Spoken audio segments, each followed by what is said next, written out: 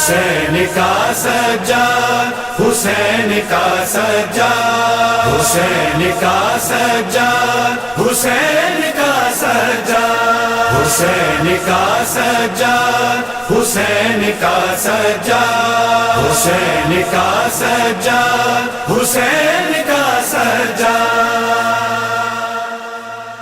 اعوذ باللہ من الشیطان الرجیم، بسم اللہ الرحمن الرحیم، الحمد لأہلہ والصلاة إلی اہلہا، اللہم صلی علی محمد وآل محمد وعجل فرجہم۔ ربیع فاطمہ کی جانب سے آج کے اس پرمسرت موقع پر کہ جب آمد سرکار امام زین العابدین علیہ الصلاۃ والسلام کے جشن کا سلسلہ جاری ہے، اس خوبصورت روز کی آمد پر اور آمد سرکار امام زین العابدین پر میں آپ تمام لوگوں کو تبریک و تہنیت پیش کرتی ہوں۔ آج اس مولا کی آمد ہے جو بانی فرش عزا ہے، جو عزاداری کا معجد ہے، جو نوحہ و بقا و گریہ کا بتانے والا ہے، وہ میرا مولا کہ جس نے اپنی تمام تر زندگی دین اسلام کو روح دینے میں گزار دی، وہ آقا و مولا کہ جو حسین کے گھر امام بن کر آئے، وہ میرے مولا جو حسین کے گھر علی بن کر آئے۔ آپ تمام لوگوں کو میری جانب سے جشن آمد علی بن الحسین بہت بہت مبارک ہو۔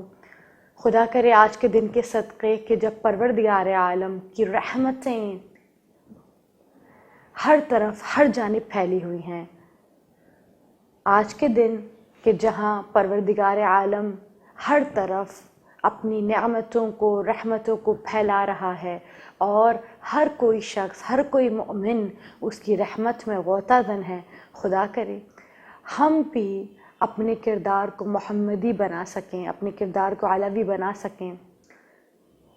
وہ زین العابدین جو پروردگار عالم کی نظر میں تمام تر عبادتوں کی زینت ہے، عابدوں کی زینت ہے، سجدہ کرنے والوں کی زینت ہے، سجدہ کرنے والوں کے سید ہیں، سردار ہیں، ان کے صدقے میں خدا کرے ہمیں بھی پروردگار ایک اہم ایک اچھا عبد بنا دے، تاکہ بروز حشر جب ہمارے مولا ہمیں دیکھیں تو ان کا سر جھک نہ جائے بلکہ ان کا سر فخر سے اونچا ہو جائے کہ یہ میرے محب ہیں، یہ میرے عزادار ہیں۔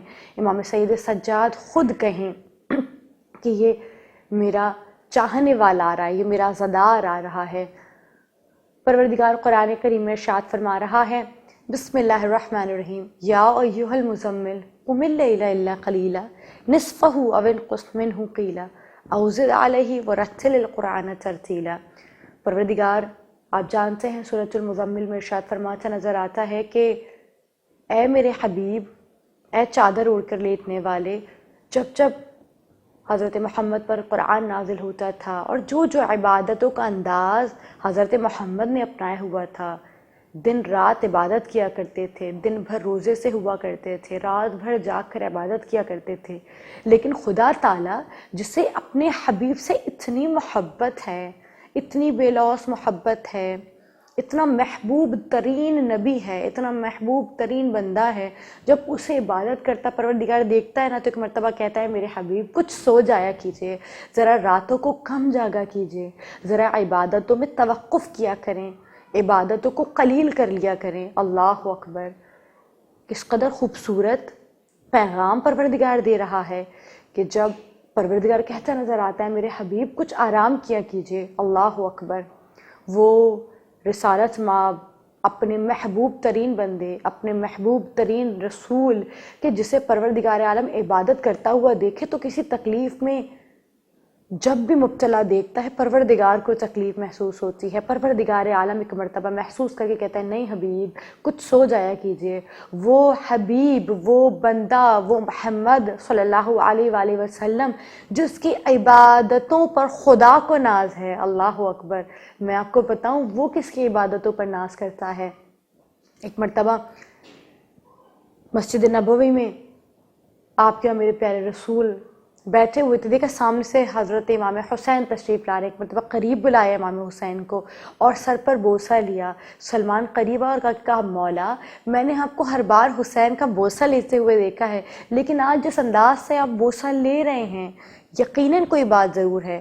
ایک مرتبہ مسکرا کے فرماتے ہیں، اللہ اکبر، وہ جن کی مسکراہٹ پر میں فدا ہو جاؤں، مسکرا کے فرماتے ہیں، اے سلمان، آج بوسہ حسین کے لیے نہیں ہے، اے سلمان، آج میں حسین کی پیشانی پر وہ نور دیکھ رہا ہوں کہ وہ خدا جو میری عبادتوں پہ ناز کرتا ہے، وہ خدا جو مجھے اپنا سب سے کامل ترین عبد سمجھتا ہے، جو مجھے محبوب ترین عبد سمجھتا ہے، جس کی عبادتوں پر خدا ناز کرتا ہے، میں وہ عابد، میں وہ ساجد، میں جس کی عبادتوں پر رش کرتا ہوں، وہ حسین کی پیشانی میں وہ نور ہے جو ایک روز جب ظاہر ہوگا، ایک ایسا بچہ ہوگا کہ جو ایسی جگہ پر شکر کرے گا جہاں انبیاء تک صبر نہیں کر سکیں گے۔ مولا فرماتے ہیں، آج میں حسین کو نہیں چوم رہا بلکہ حسین کی پیشانی کے اس نور کو چوم رہا ہوں کہ جو اس قدر بڑا عابد ہے، اس قدر بڑا ساجد ہے کہ کائنات کے جتنے سجدے کرنے والے گزرے ہیں، لاکھ سجدے کر لیے جائیں، لیکن وہ ساجدوں کا سردار ہوگا، چاہے جتنی عبادت میں نے کی ہو، چاہے جتنی عبادت کرنے والے آ جائیں، لیکن وہ عبادت کی زینت ہوگا، وہ عابدوں کی زینت ہوگا۔ ایک مرتبہ یہ سننا تھا، فرمایا کیا واقعی کوئی ایسا بچہ آنے والا ہے؟ کہا ہاں، حسین کے صلب سے ایک بیٹا آئے گا جس کا نام ہوگا علی بن الحسین، جو عابدوں میں سب سے اعلیٰ ہوگا، جو زاہدوں میں سب سے زاہد ہوگا، جو ساجدوں میں سید الساجدین ہوگا۔ اللہ اکبر۔ ہم یہ دیکھتے ہیں کہ دیکھیں، جاہلوں میں بار بار کہتی ہوں، جاہلوں میں عالم ہونا کوئی بڑی بات نہیں ہے، لیکن جہاں عالموں کی محفل ہو اس جگہ اگر کوئی بڑا عالم کہلائے تو وہ واقعاً عالم ہوتا ہے، کوئی حسینوں میں احسن کہلائے وہ زیادہ حسین ہوتا ہے، اور جو سخیوں میں سخی کہلائے، کریم کہلائے، وہ بہت کریم ہوتا ہے۔ یہ اس جگہ عبادتوں کی زینت ہے، یہ ہم اور آپ جیسے عبادتوں کی عابدوں کی زینت نہیں ہے، بلکہ یہ ان اماموں میں عابدوں کی زینت نظر آتے ہیں، زین العابدین نظر آتے ہیں، جہاں ہر کوئی عابد ہے، جہاں امام باقر جیسے عابد موجود ہیں، جہاں مولا حسین جیسے موجود ہیں، جہاں امام علی جیسے عابد موجود ہیں، وہاں اگر کوئی زین العابدین کہلاتا ہے تو وہ آپ کے اور میرے علی بن الحسین ہیں۔ جہاں حسین جیسا سجدہ کرنے والا کہ جس کے سجدے پر خدا ناز کرتا ہے اور کہتا ہے یا ایتھا النفس المطمئنہ ارجعی الی ربک راضیۃ مرضیہ، اے حسین تیرے سجدوں سے میں خدا راضی ہوں۔ وہ خدا جس کے سجدوں سے راضی نظر آتا ہے، جس کے سجدے خداوند کی بارگاہ میں اتنے مشہور ہیں، وہاں پر سید الساجدین ہونا، سجدے کرنے والوں کا سردار ہونا کوئی چھوٹی بات تو نہیں ہے۔ آئیے، ہم نے بہت سنا ہوگا کہ جن کی عبادات بڑی ہوں، جن کی جو زاہد بہت بڑے ہوں، جو جب نماز پڑھتے ہیں تو شیطان کے لشکر ہی آ کے حملہ کرتے ہیں اور ظاہری صورت میں سانپ بن کے کاٹنے کی کوشش کرتے ہیں، مگر جس کے دھیان کا ایک لمحہ بھی اپنے خداوند کی عبادت سے غافل نہ ہو، اسے سید سجاد کہتے ہیں۔ اپنا بچہ کنویں میں گر جائے لیکن جس کی عبادت میں ذرہ برابر فرق نہ پیدا ہو سکے، اسے سید الساجدین کہتے ہیں۔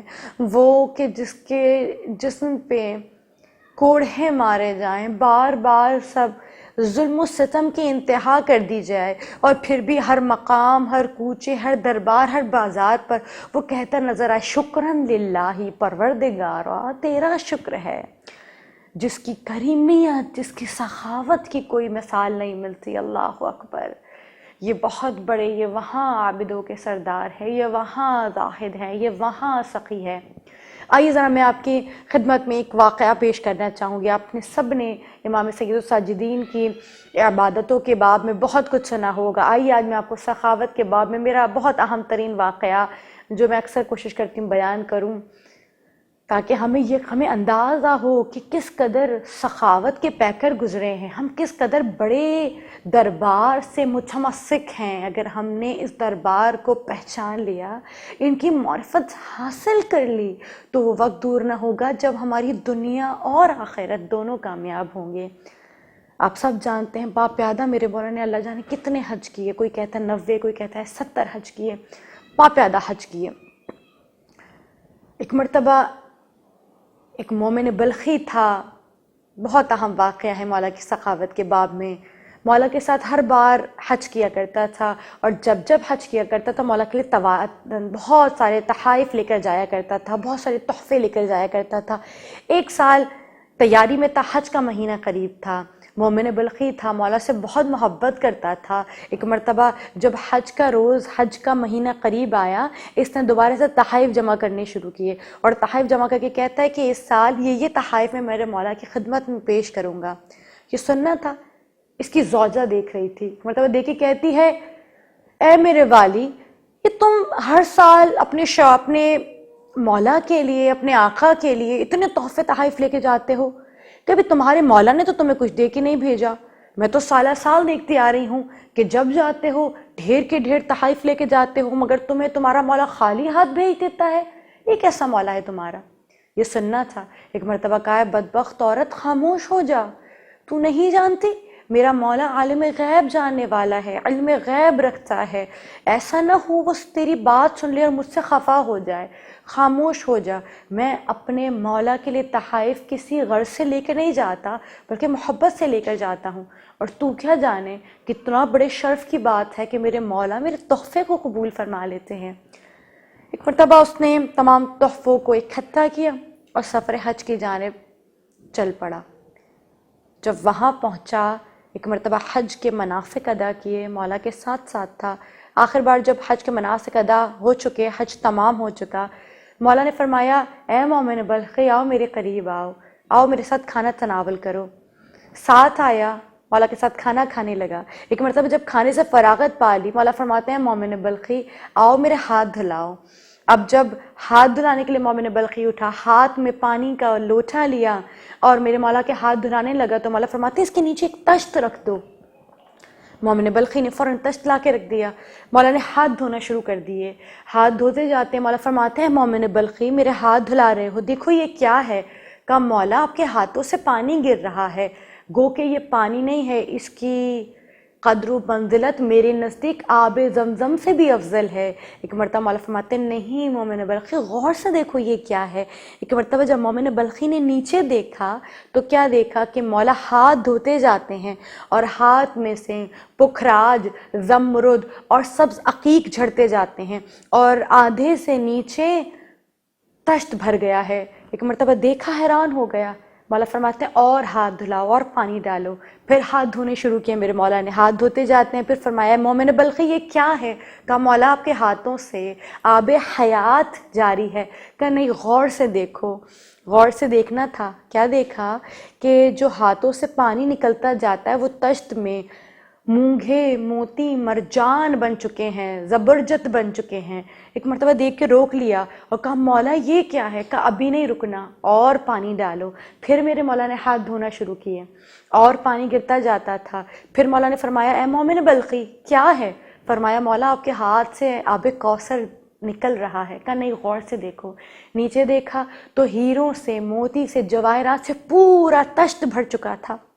یہ دیکھ کے مولا نے کہا، اے مومن بلخی، اب رک جا، اسے لے جا، ہماری طرف سے قبول کر۔ یہ سننا تھا۔ آنکھوں میں آنسو آ گئے۔ کہا، مولا مجھے تو یہ سب کچھ نہیں چاہیے، میں جو کچھ آپ کے لیے لاتا ہوں محبت سے لاتا ہوں، ان تمام تر متاع و مال دنیا کی عوض نہیں لاتا۔ یہ سننا تھا۔ مولا فرماتے ہیں، مومن، میں نے تیرے لیے نہیں بھیجا ہے، میں جانتا ہوں تیرے خلوص کی اہمیت کو، جبھی تو تیرے لیے دعا کر دیا کرتا ہوں۔ ہر سال تیرا مال تجارت دگنا فروخت ہوتا ہے، میں برکت کی دعا کرتا ہوں۔